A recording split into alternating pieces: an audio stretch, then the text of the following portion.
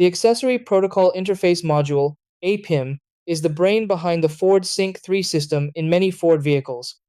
It controls the touchscreen display, Bluetooth, navigation, audio, and even some climate functions. When the APIM starts failing, you may notice freezing screens, reboot loops, no audio, GPS errors, or total display blackouts. Models from 2013 to 2016 are especially known for higher failure rates, so early diagnosis can prevent bigger repair costs. Important steps. 1. Perform a soft reset by holding the power button and seek right button together for 10 seconds. 2. Check for sync software updates on Ford's official website and install via USB if available. 3. Inspect APIM-related fuses, commonly F67 and F68 in the fuse panel. 4. Verify battery voltage is stable at around 12 volts. Low voltage can trigger module issues. 5.